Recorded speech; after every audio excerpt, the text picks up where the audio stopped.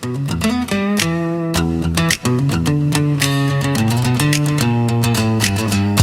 clouds are moving in, thunder about to begin. Hello and welcome to our weekly town hall. My name's Brian, Director of Operations here at Midwest Centers, and as always, I'm joined with Michelle from Kish Housing. Hi, Michelle. Hi, Brian. How you doing? I am fantastic. Happy Monday. Monday. It is Monday when everyone is watching this. I used to not like Mondays, like a lot of people don't like Mondays. And then I was at an AA meeting and the topic came up and this old timer said, if you say that you hate Mondays, what you're saying is you hate 1/7 of your entire life. Oh, wow. And ever since then, and it was such a simple concept, but it blew me away. So yeah, that's deep. Ever since then, I look forward to Mondays and every day. Every day sober is a good day. And Mondays have always been a good day for me. I come out of the box ready to go. Monday is a clean slate. Let's get some stuff done, right? And then I kind of fizzle out as the week goes on. And then next Monday, like a butterfly coming out of the cocoon, here you are in your glory. That's great. Yep. We had to miss last week's town hall, so I'm guessing there's probably several new people that have never seen one. If that's the case, first of all, we'd like to welcome you to Midwest Centers, and we want to thank you for starting your recovery journey with us.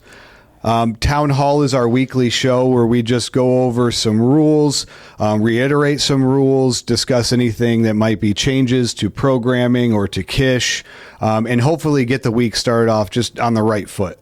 Mm-hmm. So, on that note, to get us started off on the right foot, Michelle. All right. Thanks, Brian.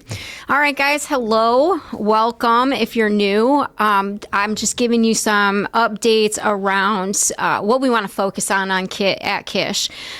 So last week, a lot of you participated in a property cleanup because what happened was the snow melted and the realization of all of the garbage and cigarette butts and everything that had accumulated while that snow was on the ground came to light, and we had to clean it up. So here's the thing, though. The property should never look as bad as it looked last week before we did that property cleanup. The property really should look like it did after we did the property cleanup. So if you see something that's fallen on the ground, pick it up, throw it away. If you see something that's laying in one of the hallways of one of the buildings, pick it up, throw it away. We have receptacles for your cigarettes in the areas where you're allowed to smoke. Use those receptacles. Flicking your butts on the ground makes for a really just disgusting presentation on the property, and it's unnecessary. I also want to remind everybody that the smoking areas are defined by where those smoking receptacles are located. So like the front door of 2606 is not a smoking area. The smoking area is over by the picnic tables. The front door of 2555 is not a smoking area. That is reserved for the outside the back door, again by the picnic tables. So let's also be respectful of where you're smoking, because there are a lot of non-smokers that are choosing to not walk through a cloud of smoke every time they enter or exit the buildings. Plus, it'll help you be able to put your cigarette butts where they belong, which is in the receptacles. So we will be doing property cleanups on a regular basis now, and those will be mandatory. You'll come home, you'll get your notice on your door, and you'll follow staff's directions on what you need to do to assist in those property cleanups. We'll probably be doing them about every other week. Chore sheets. So the next thing I want to talk about is chores within the units. We want to make sure that we're taking pride and having respect for the places that we're staying in these sober living homes. So in order to navigate that a little bit better, we are going to go back to using the chore sheets. And those chore sheets are going to be left in your apartment every week. It's up to you to look at that chore sheet, see what your chore for the week is, do that chore every day, and then put your initials next to the day so that you're identifying that you did that chore on that day. And those chores will be rotated from week to week so that you're not stuck doing the same chore every single week. But this will be an expectation. Consequences will be given for not following through on those things, but also rewards are going to be offered too. And we're going to have some contests and stuff for like the building that does the best. They might get an extra reward one week. I mean, maybe ice cream, maybe pizza. I don't know, maybe some snacks. I don't know. We're coming up with lots of ideas for that. So put your best foot forward. Make sure that you're always leaving your apartment in a condition that you would want visitors to come to. I always say, would you want someone that you highly respect, like your favorite sports athlete or your favorite actor or actress, to visit your home in the condition it's in? And that's how you should leave it every single day. That's that. And then the last thing, again, I'm going to say it again, the construction dumpster. There is a construction dumpster behind the female building. That is not for your household garbage. I say it every week. I've put notices in the buildings. Stop using that dumpster. It actually takes you more energy to hike that bag up over the construction dumpster than it is to walk 5 more feet and put it into the dumpster where it belongs.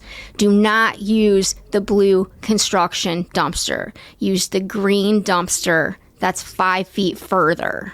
Please. That's all I have. All right. But it's fun to like get that momentum. I know. But don't do it. Put it in the right dumpster, guys. So as usual, we're quite in alignment, and we didn't discuss beforehand the announcements that we each had. So I'm going to get started first and foremost by saying that smoking and vaping is not permitted inside the building on Monroe Street at all. In fact, going forward, if you are seen by a staff member vaping inside the building, whether it be in the hallway, the lounge, a group room, your vape will be confiscated, and it'll be put in a baggie with your name on it, and it'll be held. You can retrieve it at the end of the day. Multiple infractions of this nature, unfortunately, will result in consequences up to and including removal from this program. This is a healthcare facility. That also goes for within our vehicles, too. No vaping in our vans. I've said this before. There, just as Michelle stated, there are people that don't smoke or vape, some that have breathing issues. In the van, it's a safety issue. And this is a healthcare facility, and it's just not allowed. So please refrain. I know it can be very habitual to just put your hand up to your mouth and not even think about it. My suggestion is don't even put it in your hand. Put it in a backpack, in a pocket, something like that, and do not hold it.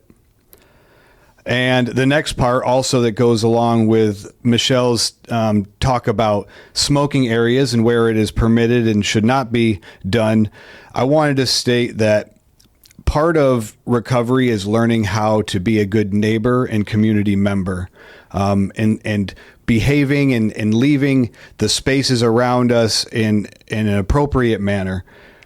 There are people in this community that don't understand the nature of addiction. They don't understand the nature of recovery. And let's be honest, they have less than a nice view of people like us in recovery. The stigma is real. And fair or unfair, it is our responsibility to prove them wrong and show them that we are worthy of respect. But I stand on this, that to be respected, I have to do respectable things. Okay? Lately, our behavior outside of this building on Monroe Street is affecting others in the area, which further perpetuates the stigma of people in recovery. That being said, smoking is permitted only out back inside the fenced-in area. I repeat, inside the fenced-in area, not by the back door, not on the walkway by the street, not on the sidewalk. Only within the fenced-in area. Also, leaving the property during business hours is not permitted for those that are in PHP. So no walking over to Tim Hortons or anything like that. If you are in IOP and you wanted to say walk to Tim Hortons or Rudy's or any of the things in the area, you must use the sidewalk. Do not walk across the grass between our back door and the neighbor's parking lot next door, in between us and Tim Hortons.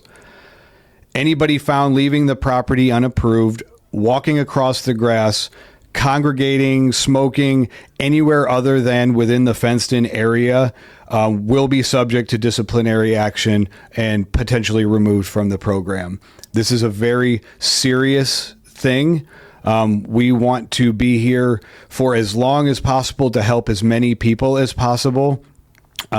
So I need your cooperation in this. Mm-hmm. Okay? All right. Now, on a lighter note, for those who have never seen Town Hall, I like to end our town halls with a little story, with a moral, some motivation, hopefully. So I have one for us today, and it goes like this. In a quiet mountain village, there once lived a young samurai named Takeshi. From the time he was a boy, he had one goal: defeat the fierce dragon who lived high above the village on a smoking volcano.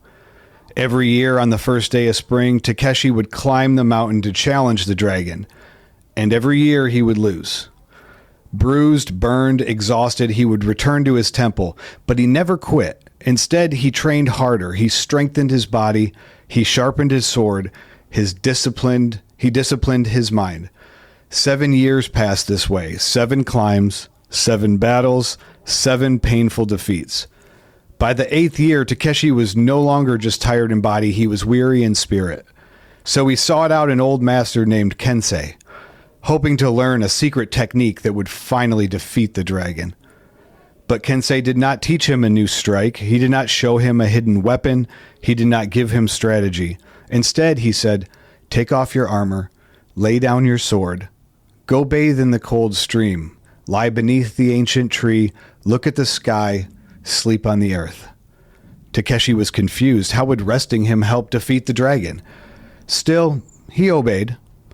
For the first time in years, he stopped fighting. He stopped striving. He stopped trying to conquer. He rested. When he awoke beneath the tree, something had changed. His body felt lighter, but more importantly, his heart felt steady. The anger that had driven him was gone. The desperation to prove himself had faded. In its place was quiet confidence. When he returned to Kensei, the master simply smiled and said, "Fall 7 times, stand up 8. But remember, standing up does not always mean tightening your fist. Sometimes it means softening your heart." That spring, Takeshi climbed the mountain once more.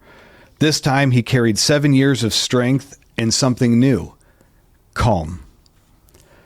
When the dragon roared, Takeshi did not react in fear. When flames burst toward him, he did not rush in anger. He moved with clarity. He breathed steadily. He fought without hatred.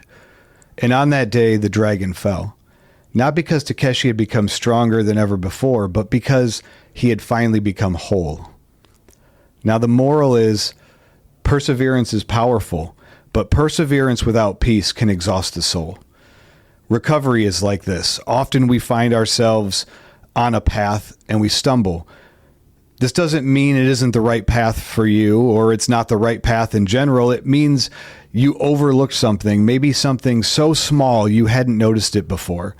In these times, we gain the power to choose. Either we give up and remain, or we get back up and keep following the path, this time more aware. Fall 7 times, stand up 8. So I encourage everybody, if you have fallen and you've stood back up, keep going. I guarantee it's worth it. And remember, as always, have a happy, safe, and sober week. Thank you. Bye.